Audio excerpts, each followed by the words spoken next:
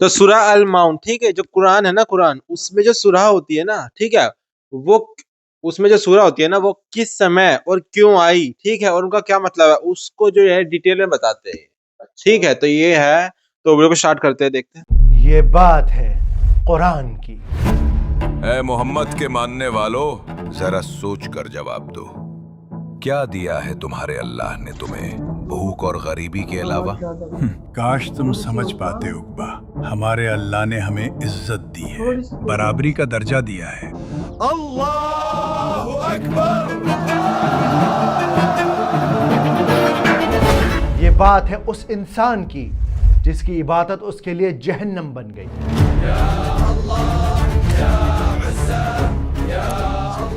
کیا تم اسی طرح جاؤ گے طواف کرنے؟ ہاں بالکل ایسے ہی جاؤں گا۔ دماغ ٹھکانے ہے تمہارا؟ یہ کپڑے پہن کر جاؤ گے کا؟ ان کپڑوں میں کوئی پریشانی ہے کیا؟ ارے اتارو یہ گناہ والے کپڑے، اللہ کے گھر کا طواف ویسے کرو جیسے تم دنیا میں آئے تھے۔ تمہارا مطلب بنا کپڑوں کے؟ ہاں بالکل۔ یہ بات ہے اللہ کے اس احکام کی جس نے دین اور دنیا کو ایک ایسی گانٹھ میں باندھ دیا جس کو قیامت تک کھولا نہیں جا سکتا۔ چل بیٹا، شاباش، جلدی سے وہ خراب والی کھجوریں ان اچھی کھجوروں کے نیچے لگا دیں۔ یہ تو غلط ہے نا بابا؟ ارے بیٹا، کاروبار میں یہ سب چلتا ہے، چل جلدی لگا دے، میں نماز پڑھ کر آتا ہوں۔ یہ بات ہے سورہ ماعون کی۔ أرأيت الذي يكذب بالدين۔ بچپن میں قرآن کی آخری 10 سورتوں کو یاد کرنے کے باوجود بھی ہم میں سے نہ جانے کتنے لوگ اکثر سورہ ماعون کو بھول جاتے ہیں۔ سعدیہ، آپ سنائیں سورہ ماعون۔ قل یا ایھا الکافرون لا اعبد۔ سورہ کافرون نہیں، سورہ ماعون۔ اور آج ہماری سوسائٹی میں نہ جانے کتنے ایسے مسلمان ہیں جو اکثر یہ سوال پوچھتے نظر آتے ہیں۔ اوکے، ان اسلام دین اور دنیا کو لے کے چلو۔ What is more important, دین اور دنیا؟ پر افسوس ہم میں سے بہت تھوڑے ہیں جو یہ جانتے ہیں کہ دین اور دنیا کو بیلنس کیا ہی نہیں جا سکتا۔ کل ایک صحابی بتا رہے تھے کہ سورہ ماعون میں اللہ اور اس کے نبی نے بتا دیا کہ دین میں ہی دنیا ہے۔ تو کیا اس کا مطلب یہ ہے کہ دونوں ایک ہی ہیں؟ اور نہیں تو کیا۔ کیا ہے سورہ ماعون کے نازل ہونے کے پیچھے کا واقعہ اور کس طرح یہ سورت ہماری دنیا کو ہمارے دین سے جوڑتی ہے؟ اور ہاں، ایک اور امپورٹنٹ بات، یہ سورت ہمیں ایسا کون سا لٹمس ٹیسٹ سکھاتی ہے جس سے ہم بڑی آسانی سے پتہ کر سکتے ہیں کہ کہیں نماز اور تہجد کا پابند ہونے کے باوجود بھی ہم جہنم کی آگ کا ایندھن تو نہیں۔ سلام حافظ جی، 3 مہینے ہو گئے، اگر آپ پیمنٹ کر دیتے تو مہربانی ہوتی۔ اوے سن، مل جائے گی تیری پیمنٹ، ابھی کام ٹھنڈا پڑا ہے۔ اگلی بار فون کرے تو گالی بک کر فون کاٹ دینا، پریشان کر رکھا ہے۔ اور سب سے زیادہ امپورٹنٹ، 1400 سال پرانی اس سورت کا آج ہماری زندگی میں کیا کام ہے؟ ان سب سوالوں کے جواب جانیں گے اس ویڈیو میں۔ أرأيت الذي يكذب بالدين فذلك الذي يدع اليتيم ولا يحض على طعام المسكين۔ اسکالرز کہتے ہیں کہ سورہ ماعون مکہ کے اس دور میں نازل ہوئی جب عاص بن وائل، ابو لہب، ابو جہل جیسے لوگ کعبہ کے ذمہ دار تھے۔ وہ کعبہ کی دیکھ بھال کرتے، حاجیوں کے حج کا انتظام کرتے، یمن اور شام کے سفر کو مینیج کیا کرتے، اور ان دنیا بھر میں کیے جانے والے تجارتی سفروں سے، مکہ میں کیے جانے والے حجوں سے ہونے والے کمائی کو مکہ کے عام لوگوں کی ترقی کے لیے استعمال کرتے۔ اے غلاموں، یاد رہے، حاجیوں کی خاطرداری میں کوئی کمی نہیں رہنی چاہیے۔ پانی، قالین اور عطر سب وقت پر تیار ہونا چاہیے۔ اور ہاں، کچھ لکڑی والوں کو بول کے کعبہ کے دروازوں کی لکڑی ٹھیک کرواؤ۔ مگر یہ سب ایک جھوٹ تھا، ایک فریب۔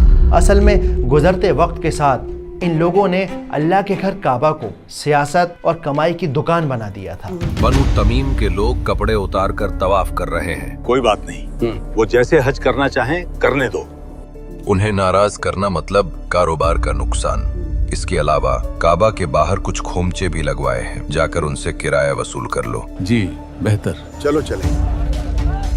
ہر گزرتے دن کے ساتھ یہ لوگ بد سے بدتر ہوتے چلے گئے۔ یہ غریبوں کو کھانا تو کھلاتے لیکن دکھاوے کے لیے، یہ مسکینوں کی مدد کرتے مگر دکھاوے کے لیے، یہ کعبہ کا طواف کرتے، اپنے بتوں کی عبادت کرتے مگر وہ بھی دکھاوے کے لیے۔ دعوت بہت لاجواب جلدی جلدی بولو، اب کیا مانگنے آئے ہو؟ قاسم کے گھر کھانے کو کچھ نہیں ہے، اگر آپ تھوڑا اناج دے دیتے تو مہربانی ہوتی۔ تم لوگ تو روز بھوک کا رونا لے کر آ جاتے ہو۔ ہر جمعرات میں پورے مکہ کے لیے 2 بڑھیا اونٹ ذبح کرواتا ہوں، صحیح کہا، بالکل۔ پھر بھی تم لوگوں کی بھوک نہیں مرتی۔ دیکھ لیجئے اگر کچھ ہو سکے چلو بھاگو یہاں سے، بعد میں آنا۔ قبیلے کے سرداروں کے اس رویے نے مکہ کے اندر ایک ایسا ماحول پیدا کر دیا جس میں غریب، بے بس اور لاچاروں کے لیے کوئی جگہ نہیں تھی۔ وہاں صرف طاقت کا بول بالا تھا۔ یہ پیسے اور طاقت والے لوگ جس طرح چاہتے اس طرح غریب اور مسکینوں کے ساتھ پیش آتے، اپنے غلاموں کو بری طرح ٹریٹ کرتے، اور سب سے بڑی بات یہ اونچ نیچ، بھید بھاؤ، ظلم کرنا ان کے لیے کوئی گناہ نہیں تھا، بلکہ ان کے لیے ایک عام بات تھی، ایک نارمل کلچر تھا۔ میں نے سوچا تم سب کو بتا دوں، کل سے 5 سال کے بچے بھی ہماری غلامی کریں گے۔ جتنی جلدی شروع کریں گے اتنی جلدی سیکھیں گے۔ اور ہاں، کوئی بیماری بخار کا بہانہ نہیں، سمجھے؟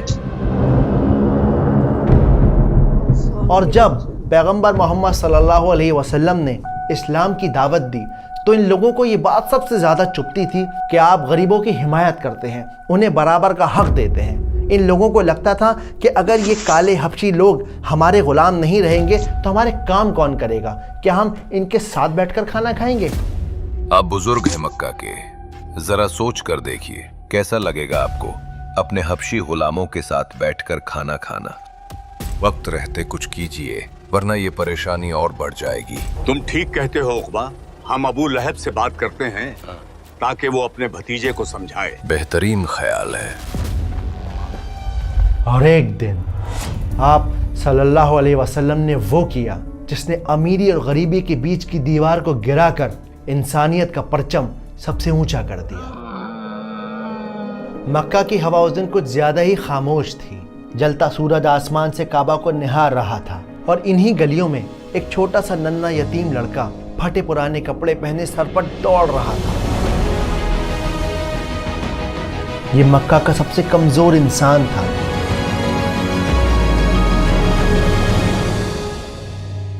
گزرے سال ایک لمبی بیماری میں اس کے باپ کی موت ہو گئی۔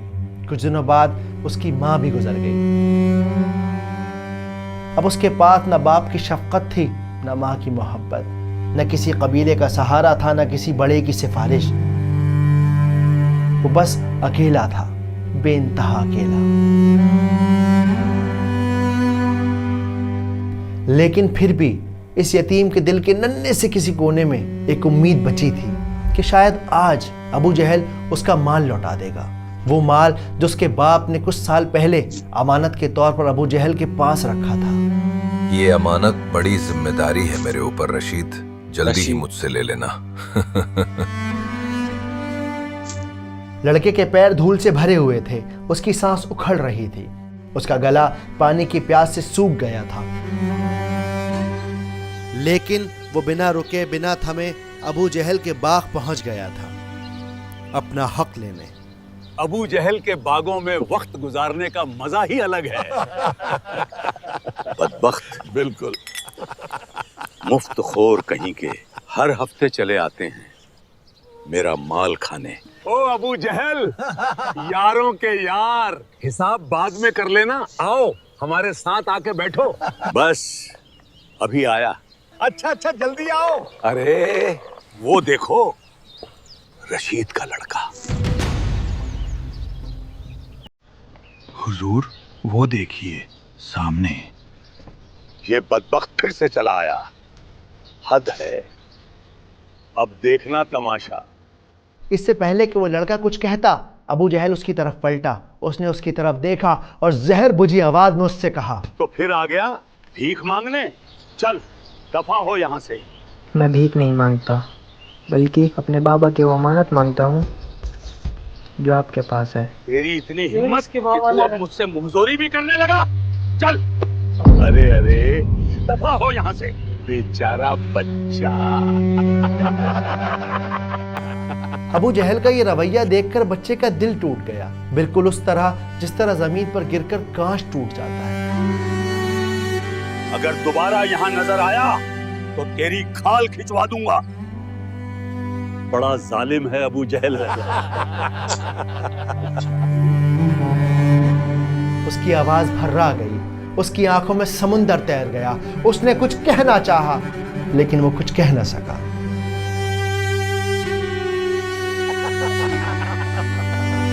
اور تب ہی ان ظالموں کو ایک شرارت سوچی۔ اے رشید کے بیٹے، ادھر آ۔ ارے آ نا، چل جلدی آ۔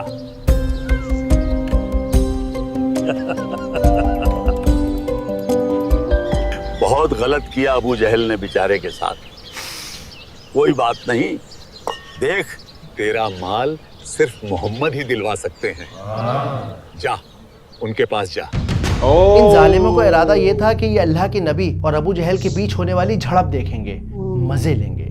انہیں کیا خبر کہ اب جو ہونے والا ہے اس کی گواہی خدا آسمان دے گا۔ اب ہوگی خوب تفریح۔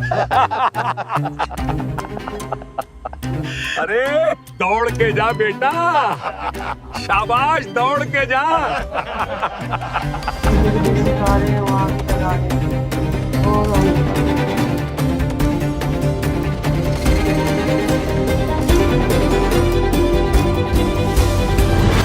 بچہ دوڑتا ہوا نبی کے پاس پہنچ گیا۔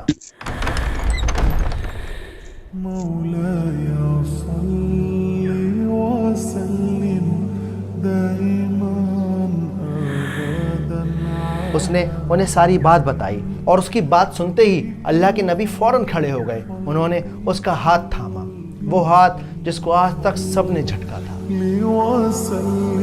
بچے کا دل ایک عجیب سکون سے بھر گیا۔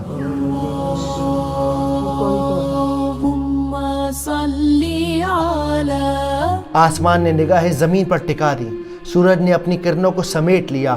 لوگوں کی آنکھوں میں حیرانی جھانکنے لگی، کیونکہ آج تک کسی نے ایسا منظر نہیں دیکھا تھا جہاں ایک عزت دار قبیلے کا آدمی ایک غریب کے ساتھ قدم سے قدم بڑھا کر چل رہا ہو۔ لیکن یہ رحمت العالمین تھے، آپ کے اور میرے پیارے نبی صلی اللہ علیہ وسلم تھے۔ محمد النبی الامی۔ وہ دیکھو شادمان، آپ ہیں محمد، آپ کے پیغام کے چرچے ملک شام تک ہیں۔ ارے وہ دیکھ آپ جا رہے ہیں، جا جلدی سے کھجور انہیں دیا اور کہنا تحفہ ہے۔ لو آ گئے محمد، اب ہوگا تماشا، دیکھنا مزہ آئے گا۔ اللہ کے نبی کو دیکھتے ہی ابو جہل کا چہرہ سفید پڑ گیا، اس کے چہرے کی ہنسی ایسے اڑ گئی جیسے قدموں کی آہٹ سن کر پرندے اڑ جاتے۔ ابو جہل کچھ بول نہ سکا، اس کی آواز اس کے گلے کے اندر دفن ہو گئی۔ اللہ کے نبی نے صرف اس سے اتنا کہا کہ اے ابو جہل، اس یتیم کا مال اسے واپس کر دو۔ بنا کچھ کہے، بنا کچھ سوچے، ابو جہل نے فوراً اس یتیم کا مال اس کے ہاتھ پر رکھ دیا۔ وہ بچہ مسکرا دیا۔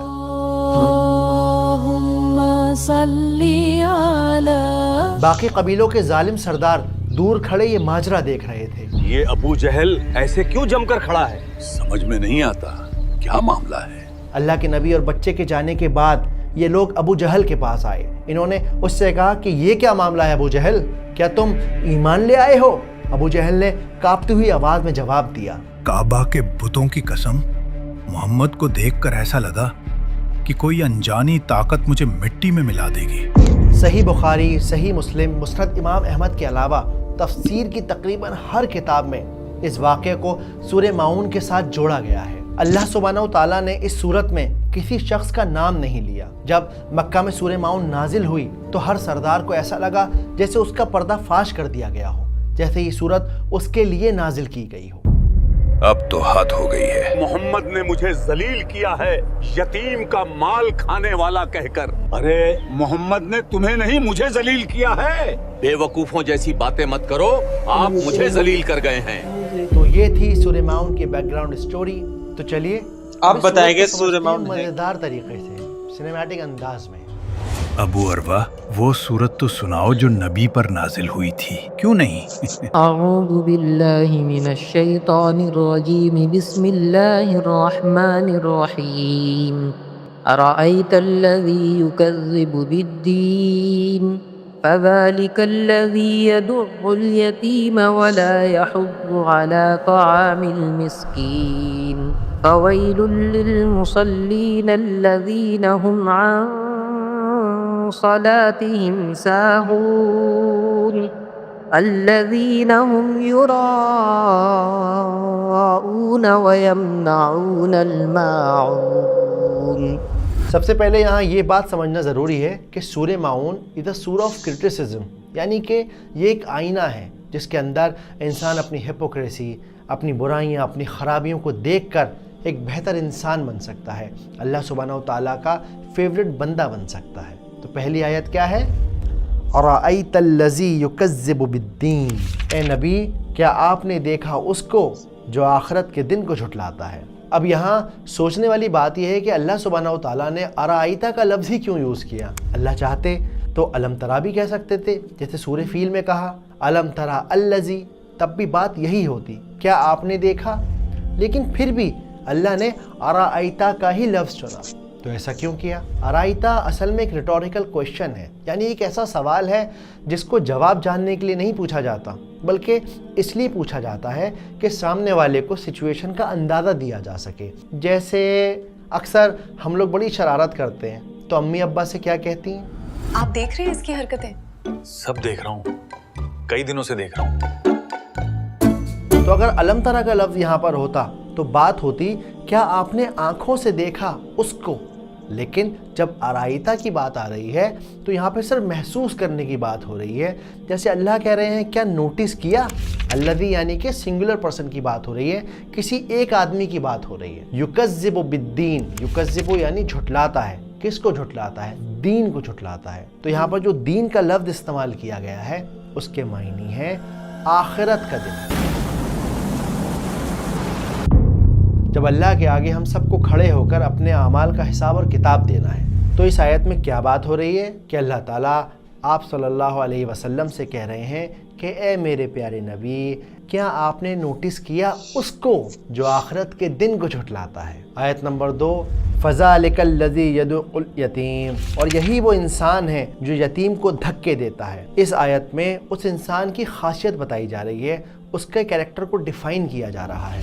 یدعو کا یہ جو لفظ ہے یہ بتاتا ہے کہ یہ انسان وائلنٹلی، فزیکلی، ایموشنلی، ہر لحاظ سے وہ یتیم کا حق مارتا ہے. اور وہ یہ کبھی کبھی نہیں کرتا بلکہ اس کے لیے بات نارملائز ہو چکی ہے، اس کو لگتا ہی نہیں کہ وہ کچھ غلطی کر رہا ہے، تو اس کے لیے ایک عام بات ہو چکی ہے. اب یہاں پر جو یتیم کا لفظ استعمال کیا گیا ہے، یتیم وہ ہوتا ہے جس کے پاس کوئی سپورٹ نہیں ہوتا.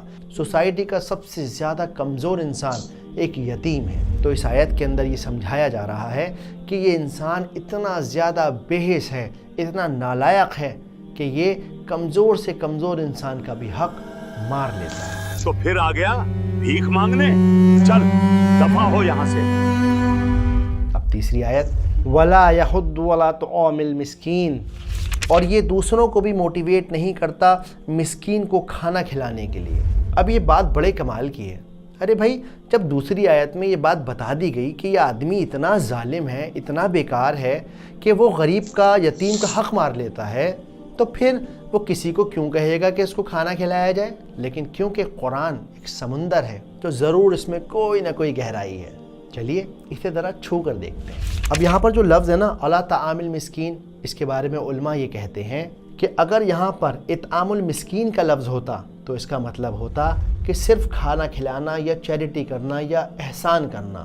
لیکن یہاں پر طعام المسکین کا لفظ استعمال کرنے سے یہ بات صاف ہو گئی کہ یہ جو کھانا آپ مسکین کو کھلانے والے ہیں یہ کوئی احسان نہیں ہے، بلکہ یہ اس مسکین کا ہی کھانا ہے جو تم نے اپنے پاس دبا رکھا.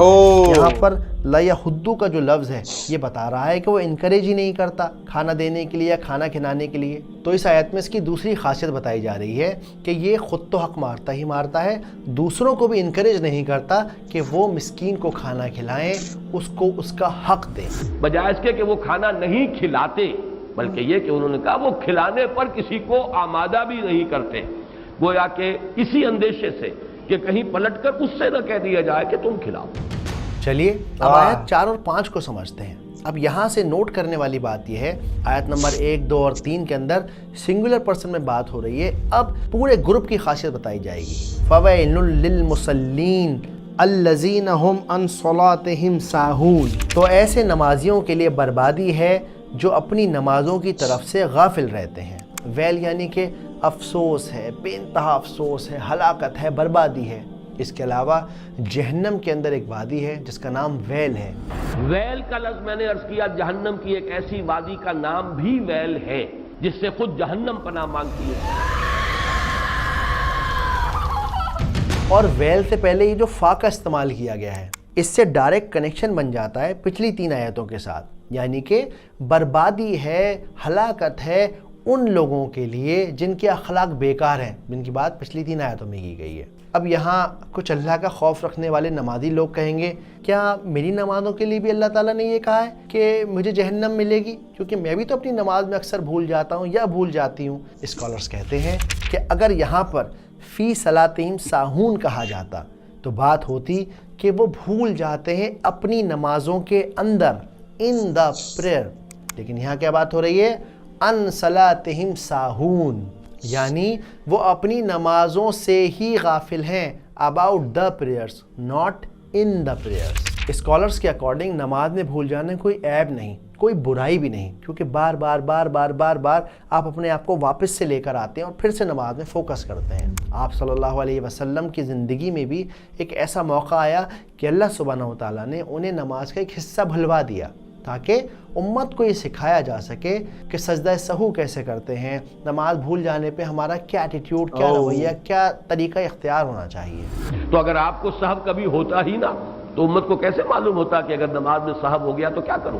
تو یہاں ان لوگوں کی بات ہو رہی ہے تو یا تو نماز پڑھتے ہی نہیں، اور اگر نماز پڑھتے بھی ہیں تو وہ امی نے دھکے دے کے اٹھا دیا، موبائل اسکرول کر رہے ہیں، بعض کسی صورت حال بس چلو یہ بوجھ سر پہ پڑا ہوا ہے، اسے اتار کے ایک طرف پھینکو اور فٹافٹ واپس اپنے کاموں میں لگ جاؤ۔ یہاں ان نمازیوں کی بات ہو رہی ہے۔ اب یہاں کچھ لوگ کہیں گے کہ یار مکتوب بھائی یہ کیا بات ہوئی، جب تو نماز آئی ہی نہیں تھی مکہ کے اندر، پھر یہ لوگ نماز کیسے پڑھا کرتے تھے، یہ تو مسلمان بھی نہیں تھے۔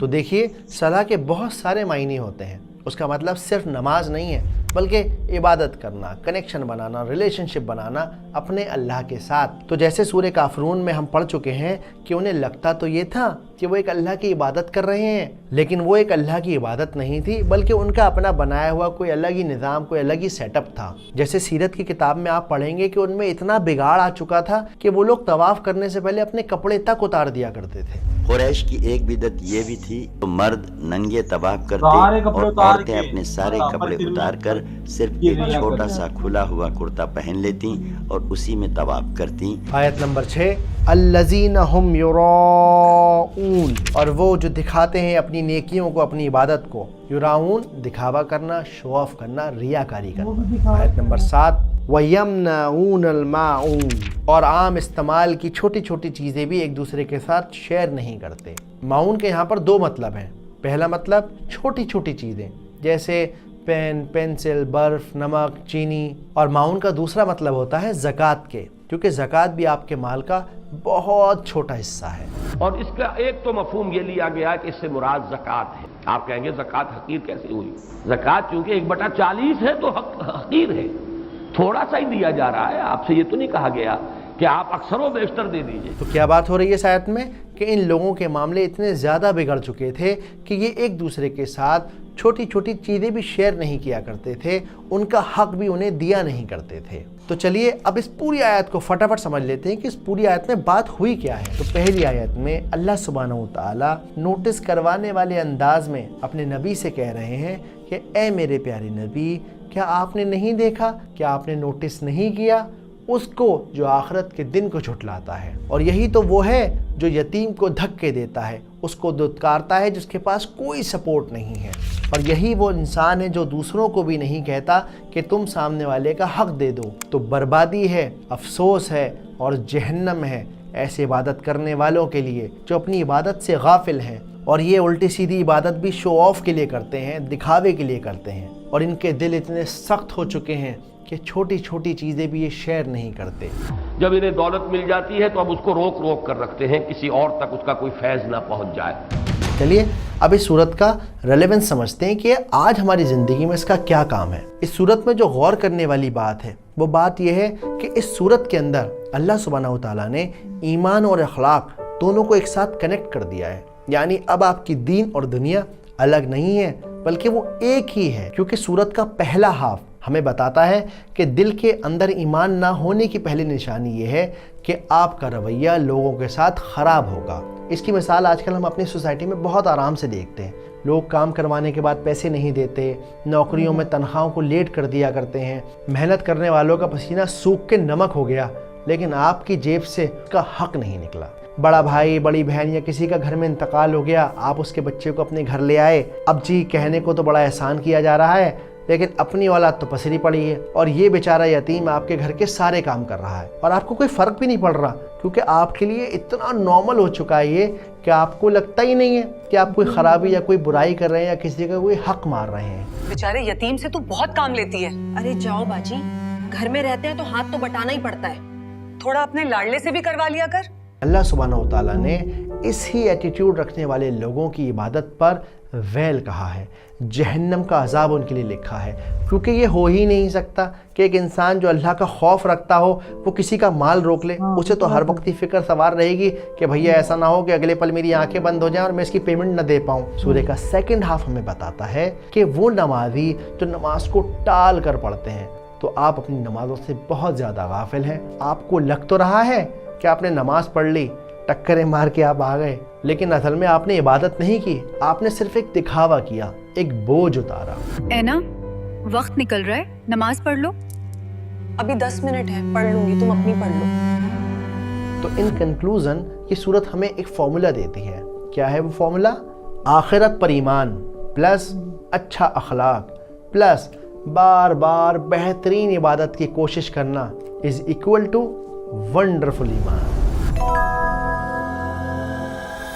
Islam is that simple. Wallahi, it is that simple. Everything else is just the details. اب آخری بات، ٹھیک ہے میں سمجھ گیا لیکن اب مجھے لگ رہا ہے کہ شاید میں تعامل مسکین والی کیٹیگری میں ہوں۔ نہیں، اب مجھے لگ رہا ہے کہ میں شاید ساہون والی کیٹیگری میں ہوں، تو میں ایسا کیا کروں؟ بہت سمپل ہے، میرے خیال میں 3 کام کر لیں گے تو ہم لوگ انشاءاللہ تعالی اللہ کے فیوریٹ بندے بن جائیں گے۔ وہ کیا کرنا ہے؟ سب سے پہلا کام، اگر آپ نے کسی کی پیمنٹ روکی ہوئی ہے، کسی کا حق روکا ہوا ہے، آپ کی زکوٰۃ رکی ہوئی ہے، فٹافٹ اس بوجھ کو اتاریں، جلد سے جلد دے کے اس سے نپٹارہ حاصل کریں۔ دوسرا کام، جیسے ہی اذان ہو فوراً ارادہ بنا لیں کہ اب مجھے نماز پڑھنے جانا ہے، میں نماز کو ٹالوں گا نہیں، آخری وقت پر اپنی نماز نہیں پڑھوں گا، تاکہ ہم ان صلاتہم ساہون والی کیٹیگری سے باہر ہو جائیں۔ تیسری بات، خود بھی شیئرنگ سیکھیں اور اپنے بچوں کو بھی شیئرنگ اور کیئرنگ سکھائیں۔ میں جانتا ہوں امیوں کے لیے کبھی کبھی تھوڑا مشکل ہو جاتا ہے، وہ چاہتی ہیں کہ پورا پراٹھا گڈو ہی کھائے، لیکن اس سے لائف میں آگے جا کے گڈو بڑا کنجوس بڑا بخیل ہو جائے گا نا، تو اس کو شیئرنگ اور کیئرنگ سکھائیں تاکہ آپ یمنعون الماعون والی کیٹیگری سے باہر نکل پائیں۔ گڈو، ایک پراٹھا ایکسٹرا رکھ دیا ہے، فرینڈز کے ساتھ شیئر کرنا ہے، ٹھیک ہے؟ امید کرتا ہوں ویڈیو پسند آئی ہوگی، بات سمجھ آئی ہوگی۔ میرا مقصد ہے کہ میں قرآن کو اتنے سنیمیٹک انداز اور آسان طریقے سے سمجھاؤں کہ اس سے آپ کے اندر ایک شوق پیدا ہو، آپ جا کے خود کتابیں پڑھیں، جو میں نے ڈسکرپشن لنک میں ساری اویلیبل کرا دی ہیں، جا کے پڑھیے تاکہ آپ قرآن کو سمجھ سکیں اور بہتر طریقے سے۔ اگر آپ کو میرا یہ ویڈیو اچھا لگا اور آپ مجھے ایز اے کریٹر سپورٹ کرنا چاہتے ہیں تو آپ اس QR کوڈ کو اسکین کر کے آپ ہماری یوٹیوب کمیونٹی کو جوائن کر سکتے ہیں، جس میں ہم AI کے بارے میں، سیرت النبی کے بارے میں، اس طرح کی ویڈیوز ہم کیسے بناتے ہیں، وہ ساری انسائٹ آپ کے ساتھ شیئر کریں۔ جو پوری ہے نا یہ ان کے لیے ہے جو بے ایمانی کرتے ہیں نا، جو اپنے بزنس میں بے ایمانی کرتے ہیں، ٹھیک ہے، دوسروں کا سے جو کام کروا لیتے، پیسے نہیں دیتے، اور کوئی جو ہے دان پنیہ نہیں کرتے، ان کے لیے ہے۔ تبھی جو مکہ میں جب یہ سورہ نازل ہوئی، اس سمے کے جو لوگ تھے، جیسے دکھایا، وہ لوگ آپس میں کہہ رہے یہ سورہ تو محمد صلی اللہ علیہ وسلم، ٹھیک، انہوں نے میرے لیے نازل کیا۔ وہ کہہ رہا نہیں، میں تجھ سے زیادہ بے ایمان ہوں، میرے لیے کیا ہے۔ وہ کہہ رہا نہیں، میں تجھ سے زیادہ بے ایمان ہوں، میرے لیے کیا ہے۔ تو سب کہہ رہے میرے لیے کیا۔ تو یہ بڑی بات ہے۔ جو لوگ ہوتے ہیں جس سے ہم کام کرواتے ہیں، ان کو ٹائم سے پیمنٹ ہم کو کرنی چاہیے اور اپنے بچے کو شیئرنگ سکھانی چاہیے، کیونکہ آگے چل کے بچے پھر کنجوس ہو جاتے ہیں۔ بچپن سے ہی سکھانی چاہیے، بعد میں بہت مشکل ہو جاتی ہے، تو بچپن سے ہی جیسے سکھانی چاہیے۔ اور نماز کا ٹائم ہوئے تو ٹائم ایسا نہیں کہ بعد میں، ٹھیک ہے، اسی سے مینلی یہ بات انہوں نے کہی۔ फिर बन जाएंगे प्योर मुस्लिम। ये बहुत अच्छी बात समझाई है कि शेयरिंग मतलब पैदाइशी छोटे बच्चे को 4-5 साल से बच्चे को सिखा दो कि भाई अगर खाना भी लेके जा रहे हो तो दोस्त के साथ शेयर करना। हालांकि बच्चे से एक्स्ट्रा रखा है। ये बात मुझे बहुत अच्छी लगी। हम भी अपने पोते को शिवम मदान के लड़के को शेयरिंग करना सिखाएंगे कल से। चीज शेयर करो बच्चों को, दोस्तों को।